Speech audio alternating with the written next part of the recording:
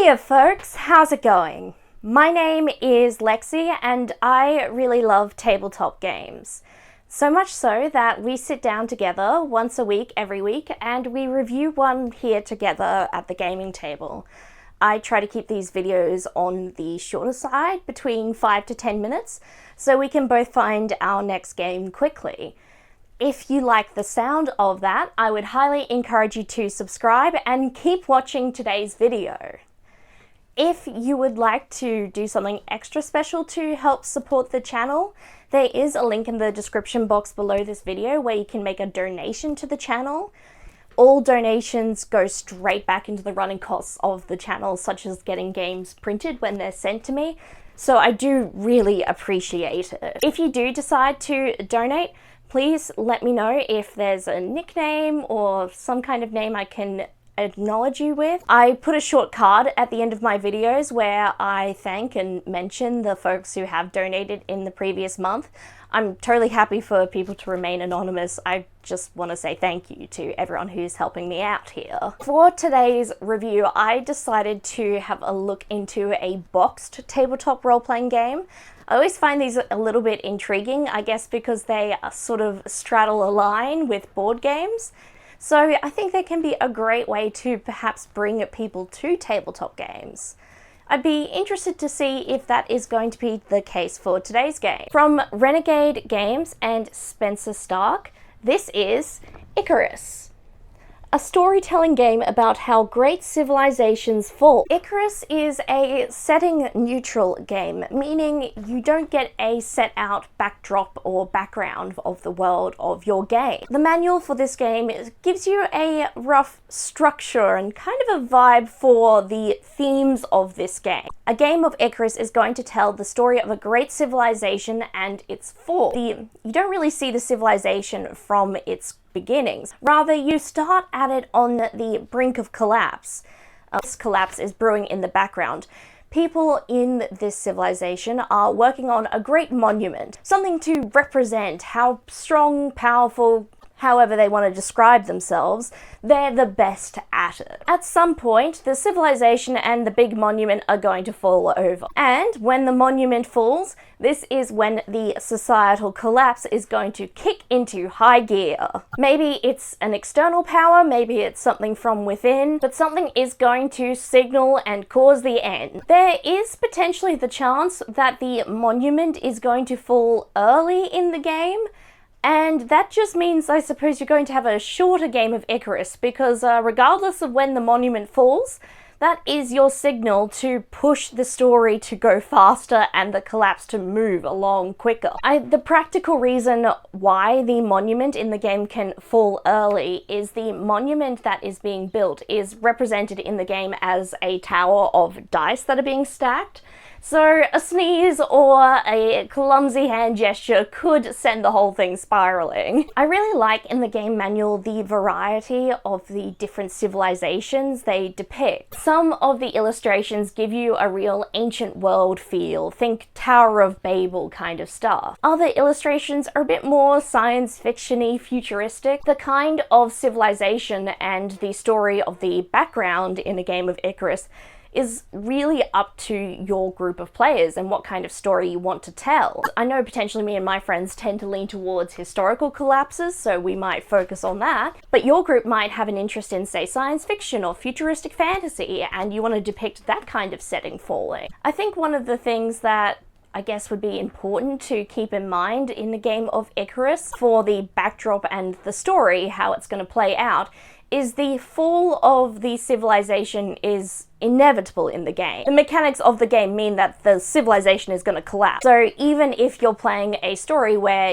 your characters might act in a way where this isn't inevitable, the game is setting it up so that you can't save it. Of course, this doesn't mean that nothing's left at the end of a collapse of a great civilization. People survive, memories survive, sometimes traditions, history, but it's not going to be the same. To play a game of Icarus, you are going to need a variety of material. There's a deck of cards, dice, writing materials, and of course a group of people. The manual actually stipulates the type of d6s you're meant to use to play a game of Icarus. You're meant to use, I think, a rounded edge rather than a sharp edge for when you're building the monument. The deck of cards that they're referring to is a custom deck that you do get with the set. You need to divide it up into several smaller decks. There's a story deck for the beats of the story, the tower deck for the monument, and a motive deck. The tower deck and the motive deck, you basically just separate those cards out and put them in a pile, but the story deck does require a little bit of extra work to set it up.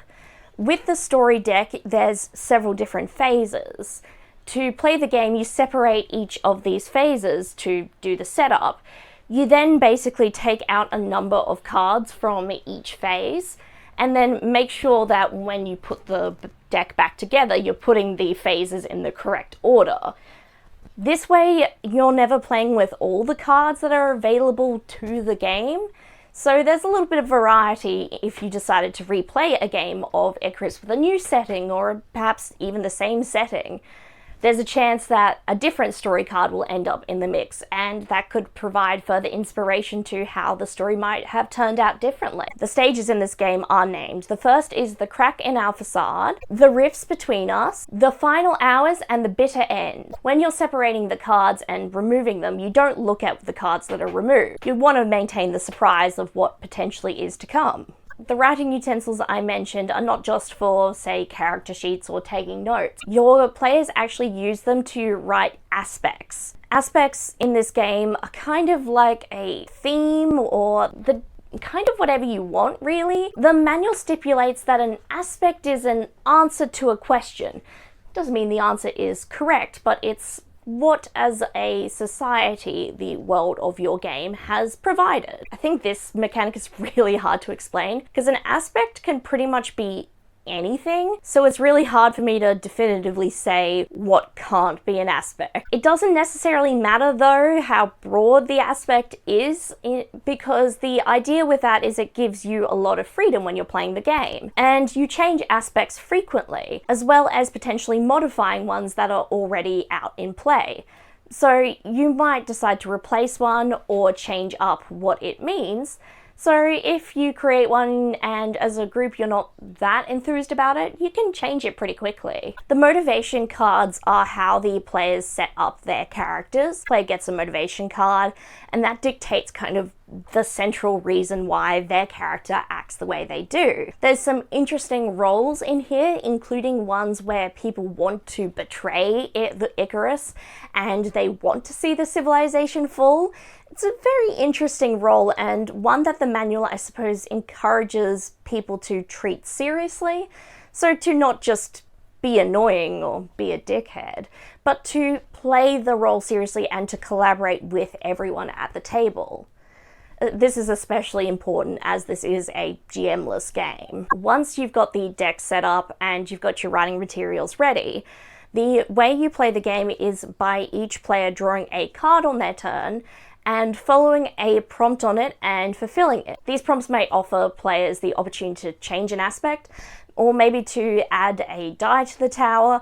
There's actually quite a bit of variety to how you can use these cards. It took me a hot second to wrap my head around this game, particularly with the aspects. I think because the aspects concept is so broad, I struggled to sort of nail down what it is. I'm not sure I fully succeeded. Or at least I understand the mechanic, but I'm finding it difficult to find a way to explain it. I do think it makes sense that this game is a boxed game. There's enough specific materials required for this game that I think just selling the manual means that you would be putting people at a disadvantage. I also prefer that they're boxed together rather than sold separately.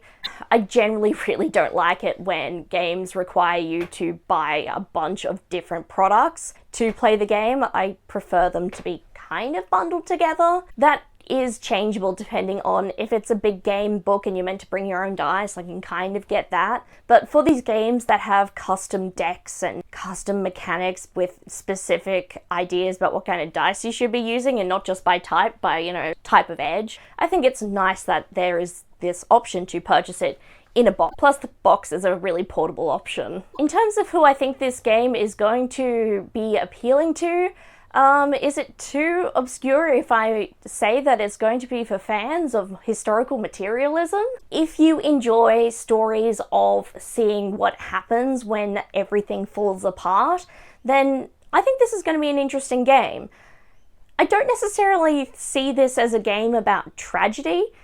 Maybe a civilization is just bad and really should fall for the benefit of the world, but I think it's a really interesting concept for a game. Of course, the one thing I would say is if you don't want your civilization to fall, then perhaps you're not playing the right game with Icarus. I've seen this game retail online for about $35 US. I paid just about $70 Australian, which is about the same amount when you take in the exchange rate. I will include in a link in the description box to where you can purchase a copy of this game. So that is Icarus. What do you think? Is it too niche of a concept for your gaming group? What kind of civilizations would you guys like to see fall in your story game? Let me know your thoughts in the comment section down below. While you are there, I encourage you to like this video and perhaps even share it with a friend who you think might find it interesting. If you want to keep up with the gaming table, you can subscribe and turn on notifications.